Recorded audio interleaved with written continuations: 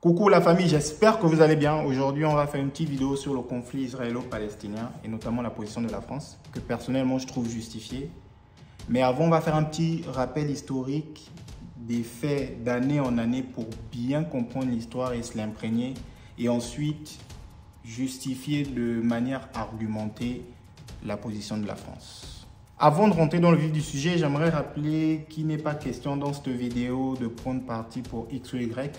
Nous sommes tous bien conscients qu'il y a des dérives des deux côtés et que c'est désolant parce qu'avec un minimum de volonté des deux côtés, le problème pourrait être éradiqué de manière définitive. Petit rappel historique, ce qu'il faut savoir, c'est que tous les territoires qui font l'objet du conflit aujourd'hui n'appartenaient ni à Israël ni à la Palestine. C'était l'Empire ottoman de 1299 à 1923 avec la proclamation de la République de Turquie.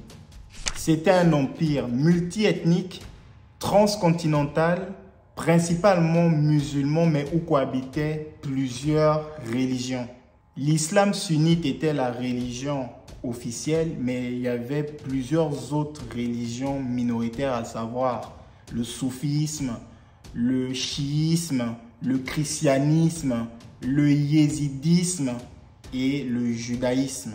Jusqu'en 1946, Gaza, Bethléem, Jérusalem, Rantalla, Haïfa, Jaffa étaient des territoires palestiniens, pour ne citer que ces territoires-là.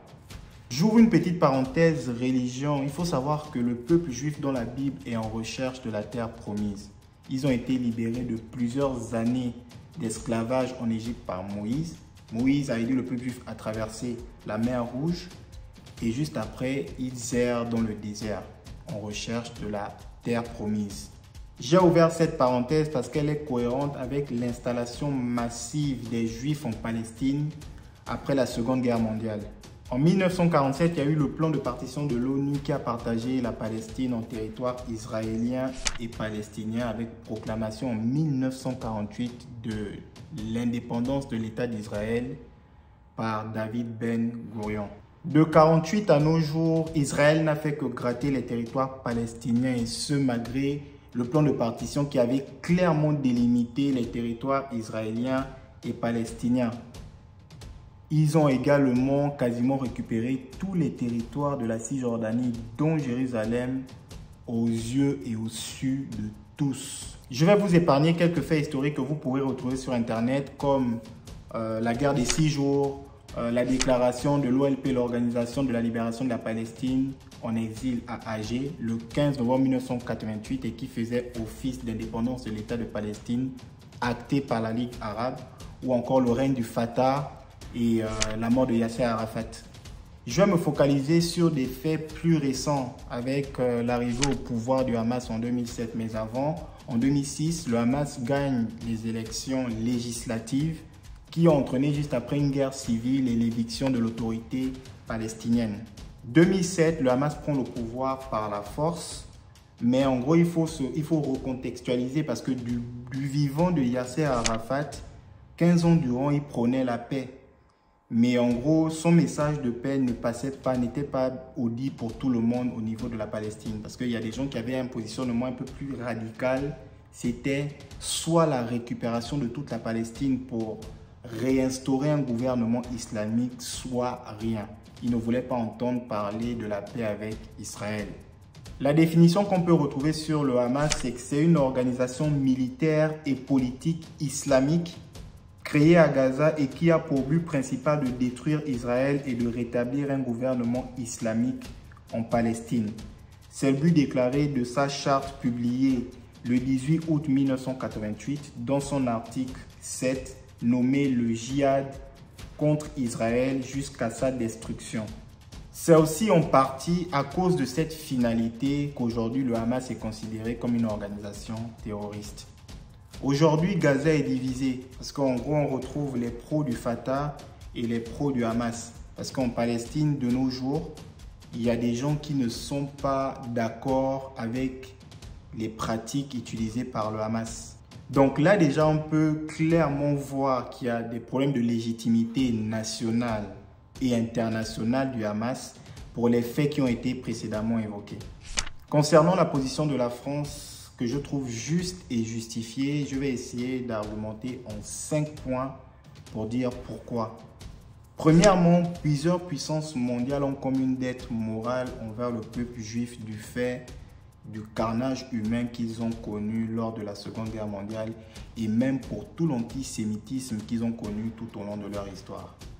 Deuxièmement, la France ne peut pas faire une communication pro-palestinienne pour la simple et bonne raison qu'on ne communique pas avec un gouvernement illégitime. Troisièmement, ce sont des méthodes utilisées par le Hamas pour rétablir le gouvernement islamique. Malheureusement, ils passent toujours par des attentats et personne ne pourrait soutenir ce genre de méthode. La quatrième chose, c'est que la France a été meurtrie dans sa chair par le terrorisme. Je pense au Bataclan, je pense à Charlie Hebdo, je pense à Nice, je pense à Samuel Paty et plus récemment, je pense à Dominique Bernard. Alors, il n'y a peut-être pas de corrélation directe ou indirecte entre les attentats commis en France et les attentats du Hamas. Mais pour le fait qu'il y ait eu des attentats en France, il y a comme une colère, une douleur profonde qui s'exprime face aux actes terroristes. La cinquième et dernière chose, c'est qu'on ne peut pas dire que la France adopte une position pro-israélienne. Car même si dans la quasi-totalité des communications des personnalités politiques françaises, on ressent clairement le 2 poids 2 mesures dans la qualification des atrocités commises par les deux camps, la position politique française sur le conflit israélo-palestinien est claire. C'est la solution à 2 États. Un État israélien et un État palestinien. Donc rien que pour ça, je me refuse de croire en une position française pro-israélienne. Sinon, on aurait eu une solution qui émane de la classe politique française dans le sens de prôner un seul et unique État d'Israël.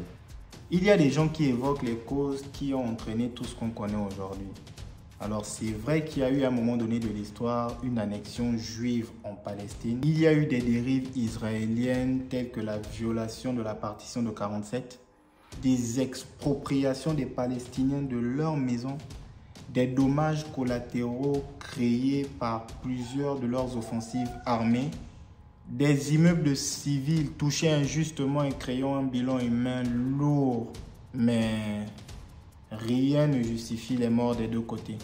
Et pour conclure cette vidéo, je pense que la solution au conflit passerait inévitablement par la paix, mais la paix dans tous les sens. La paix dans la cuisine interne de la Palestine entre le Hamas et l'autorité palestinienne, et la paix dans le sens de la Palestine et d'Israël.